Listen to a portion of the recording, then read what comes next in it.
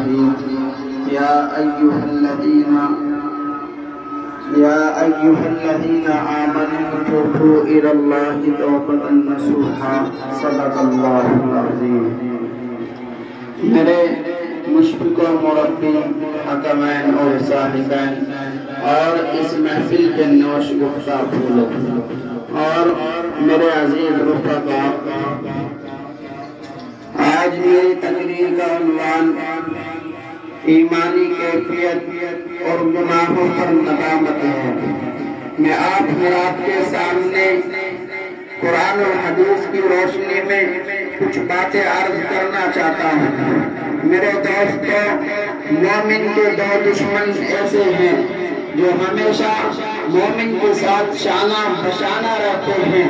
ایک نفس ہے اور دوسرا شیطان. کبھی علیحدہ نہیں ہوتے اور گناہوں پر اور برائیوں پر اکساتے اور پھرساتے رہتے ہیں.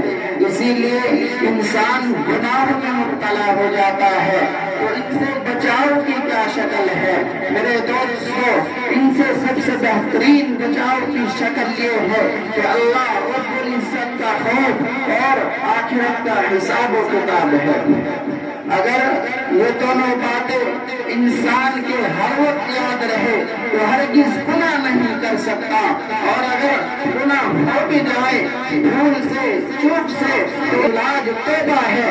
اللہ رب العزت کے سامنے گر گڑا کر اپنے آپ کو معاف کرا لے اور معافی دنیا ہی میں کرا لے. آخرت میں حساب و کتاب کا معاملہ ہے، وہاں معافی کا معاملہ نہیں ہے. وہاں نفسی کا عالم ہوگا. ہر ایک کو اپنی فکر ہوگی. ماں کو اپنی فکر ہوگی، باپ کو اپنی فکر ہوگی، بھائیوں کو اپنی فکر ہوگی اور بیوی بچوں کو اپنی فکر ہوگی.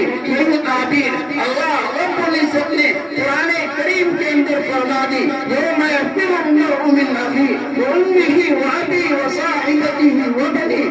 اللہ رب العزت نے یہی تعبیر قرآن کریم کے اندر بھی فرما دیا کہ ہر ایک کو اپنی فکر ہوگی، کوئی کسی کا پرسان حال نہیں ہوگا.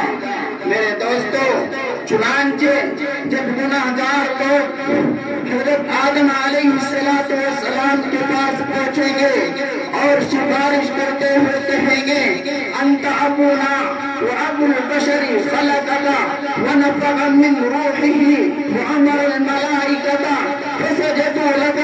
کہیں گے آپ علیہ السلام کو اللہ نے اپنے ہاتھوں سے سوارا ہے، الہ بیدہ ونفخ من روحہ، اور اپنی روح کو آپ نے پھونکا ہے، وامر الملائکۃ فسجدوا لک، اور اللہ رب العزت کے حکم پر فرشتوں نے آدم علیہ السلام کو سجدہ کیا ہے.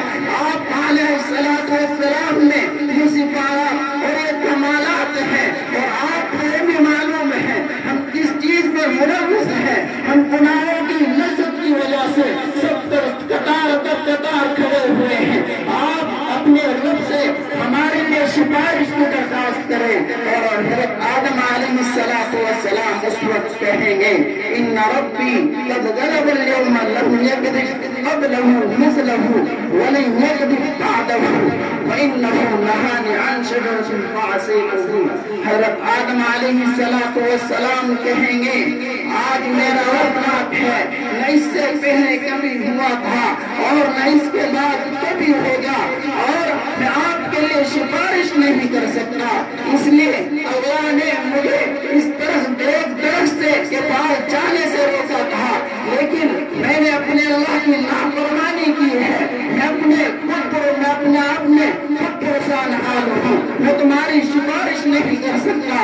آپ نوح علیہ السلام کے پاس جائیں اور موسیٰ علیہ السلام کے پاس جائیں، حضرت عیسیٰ علیہ السلام کے پاس جائیں. تمام کے تمام نبی اپنی لغزشوں کو بتا کر انکار کر دیں گے اور کہیں گے ہم تمہارے لیے سفارش نہیں کر سکتے، ہم پریشان ہیں. لیکن ایک آواز آئے گی یا رب امتی یا رب امتی یا رب امتی. یا اللہ میری امت پر فضل کا معاملہ فرما دے، یا اللہ میری امت پر رحم کا معاملہ فرما دے.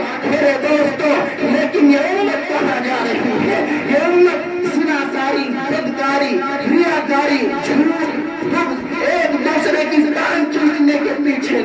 نبی ہے اور وہ نبی ہر جگہ اس امت کو یاد کر رہا ہے. جس نبی نے اس امت کے لیے ایسی مشقتیں برداشت کی ہو. آپ حضرات کو وہ 3 سال کا زمانہ بھی یاد ہے. آپ حضرات کے سامنے وہ طائف کا منظر بھی یاد آپ کے سامنے ہے. جب طائف کا آپ صلی اللہ علیہ وسلم نے صبر کیا تھا, وہاں کے بادشاہ نے آپ صلی اللہ علیہ وسلم کے پیچھے نوجوانوں کو لگا دیا تھا اور کہا تھا اس نوجوان کو پتھر مار مار کر طائف سے بھگا دیا جائے.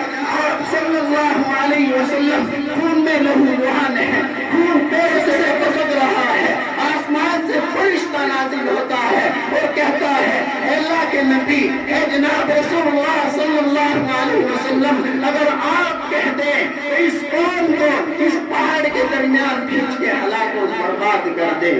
لیکن آپ صلی اللہ علیہ وسلم کے اخلاق, کردار, تہذیب اور سلیقے کو دیکھیے. میرے دوستو, آپ صلی اللہ علیہ وسلم کہتے ہیں کہ قوم ایمان نہ لائے کوئی بات نہیں ہے, ان کی نسل ایمان لائے گی, ان کی آنے والی نسل ایمان لائے گی. میرے دوستو, یہ نبی اپنی امت کے لیے ایسی مشقتیں برداشت کر کے چلا گیا اور پھر آخرت میں بھی اس امت کو یاد کر رہا ہے, یا رب امتی, یا رب امتی. میرے دوستو, اور آپ صلی اللہ علیہ وسلم اللہ رب العزت سے اتنے ڈرا کرتے تھے, میری ذات سے کوئی بات خلاف نہ ہو جائے, میری ذات سے اللہ رب العزت کے حکم کے احکام کے مطابق بات کی جائے, اس کے خلاف کوئی بات نہ کی جائے. اور نبی اس سے آگے چل کر صحابہ کرام رضی اللہ تعالیٰ عنہ, حضرت عمر رضی اللہ تعالیٰ عنہ مرض الموت میں ہے, موت کا وقت قریب ہے. ایک آدمی تسلی دیتے ہوئے کہتا ہے آپ سابقین اول ہیں, خلفائے ثانی ہیں, آپ رضی اللہ عنہ ورضوا عنہ ہیں, آپ کو پریشان ہونے کی ضرورت نہیں ہے.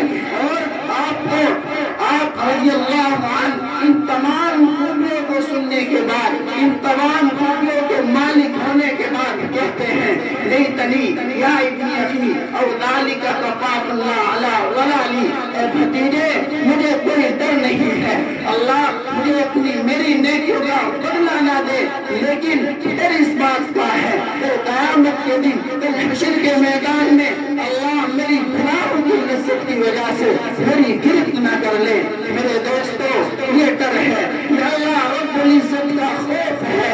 اور اللہ رب العزت نے قرآن کریم کے اندر فرما دیا وَأَمَّا مَنْ خَافَ مَقَامَ رَبِّهِ فَإِنَّ مَنْ خَافَ مَقَامَ رَبِّهِ وَنَهَى النَّفْسَ فَإِنَّ الْجَنَّةَ هِيَ الْمَأْوَىٰ. جو شخص اللہ رب العزت کے سامنے کھڑے ہونے سے ڈرتا ہے اور اپنے نفس کو خواہشات سے روکتا ہے, برائیوں سے روکتا ہے, بری صحبتوں سے روکتا ہے, اور پھر اس کا ٹھکانہ اللہ رب العزت نے مأوا قرار دیا ہے. فإن الجنة هي المأوى, اس کا ٹھکانہ مأوا ہے. اور یہ مقام مرتبہ ہے رضی اللہ عنہ ورضوا عنہ کا. اور جس کی روایت کے مطابق اللہ رب العزت نے کتنی آیتوں کا نزول فرما دیا, فشد الوقاء اما من بعد و اما فلان.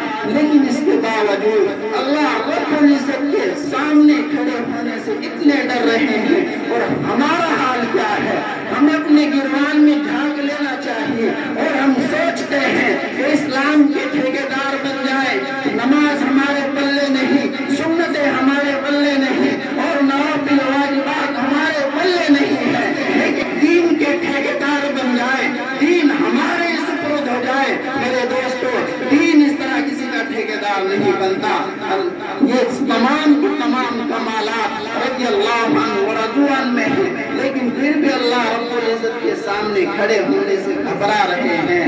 میرے دوستو, یہی لوگ اس کے لائق تھے کہ نبی آخر الزمان کی باغ ڈور ان لوگوں کے ہاتھ میں تھمائی جائے اور جنت اور دنیا ہی میں رہتے ہوئے جنت کی بشارت دی جائے. اللہ تعالی ہم سب کو ان باتوں پر عمل کرنے کی توفیق عطا فرمائے. وآخر دعوانا